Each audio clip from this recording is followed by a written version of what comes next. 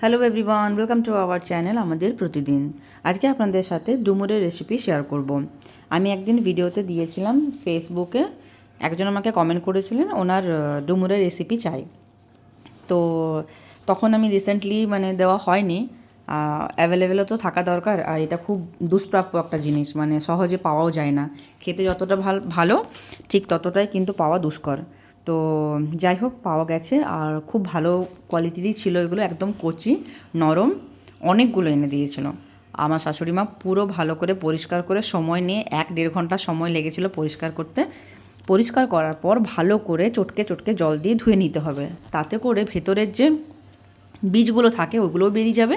আর যখন ছাড়ানো হয়েছিল ওপরের যে খোসাগুলো আছে ওগুলোকে ছুলে দিয়ে মাঝখান থেকে বীজগুলোকে বার করে তারপরে ওগুলোকে পরিষ্কার করা হয়। এখন একটুখানি 2-3 সিটির মতো দেওয়া হয়েছে কুকারে, দেওয়ার পরে সেদ্ধ হয়ে গেছে মোটামুটি ভালো করে। তারপরে হালকা তেল দিয়ে একবার কিন্তু এটাকে ভেজে নিতে হবে, আলাদা কিছুই দেবো না এখানে। অল্প একটু সামান্য একটু নুন দেওয়া হয়েছে, হলুদ কিছুই দিইনি, নর্মাল একটুখানি ওটাকে ফ্রাই করে রেখে নিয়েছি। আর এটাকে বানানোর জন্য ওই কড়াইয়ের মধ্যে তেল দিয়েছি আর একটু জিরে আর শুকনো লঙ্কা দিয়ে সেটা যখনই ফোড়নটা ভাজা হয়ে যাবে তারপরে একটা আগে থেকে বানিয়ে রাখা মশলা সেটাকে অ্যাড করে দেবো। মশলার মধ্যে পেঁয়াজ, আদা, রসুন, গোটা জিরে, গোটা ধনে, শুকনো লঙ্কা সমস্ত কিছু একসঙ্গে কিন্তু এটাকে পেস্ট করা হয়েছে, একদম ঘরোয়া মশলা।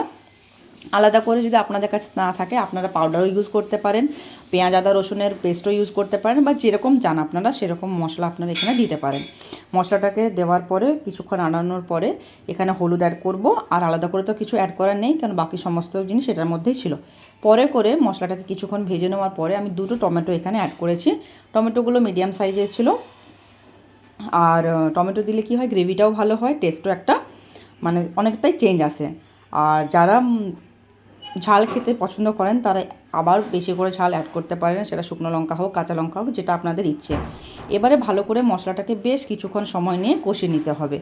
ডুমুর আগে তো মানুষ অনেক খেত, এখন এই জিনিসটা পাওয়া খুব দুষ্প্রাপ্য। জামশেদপুরের মতো মার্কেটে আমরা যখন যাই খুব একটা কিন্তু পাওয়া যায় না। এটা সমস্ত ক্রেডিট দেওয়া যায় যাকে, সেটা হচ্ছে আমাদের বাড়িতে যে কাজ করে মনিকা দি, ওকে আমাদেরকে এনে দিয়েছিল। শাশুড়িমা বলেছিল কি এনে দিবি, তো এনে দিয়েছিল মনিকা দি, আর সেটাকে আমরা রান্না করছি। এবারে মশলার সাথে ভালো করে ডুমুরটাকে কষিয়ে নিতে হবে। গরম গরম ভাতের সাথে ডুমুর খেতে কিন্তু খুব ভালো লাগে। অনেক বছর পর আমরা কিন্তু ডুমুর রান্না করেছিলাম সেদিন একটা, আর আবার রান্না করেছি কালকে, যখন আমরা গরম ভাতের সঙ্গে খাচ্ছিলাম। খেতে তো ভীষণ ভালো হয়েছিল। আপনারা বাড়িতে যদি বানান ডুমুর এরকমভাবে বানাবেন, কিন্তু ওটাই খুব সময় সাপেক্ষ ডুমুরটা পরিষ্কার করা। তাই ভালো করে সময় নিয়ে আগে ডুমুরটাকে ভালো করে পরিষ্কার করে নেবেন, তারপরে যেরকমভাবে আমি রেসিপি দেখালাম সেরকমভাবে রান্না করবেন। আর যারা অন্য রেসিপি ডুমুরের বানান তারা আমাকে কমেন্ট করে বলবেন কীরকমভাবে বানান আপনারা, তাহলে আমিও সেরকমভাবে ট্রাই করব।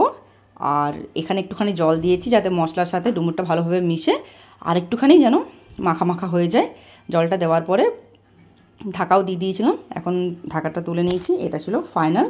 খেতে ভীষণ ভালো হয়েছিল। ভালো লাগলে লাইক কমেন্ট শেয়ার করবেন, পাশে থাকবেন। ধন্যবাদ।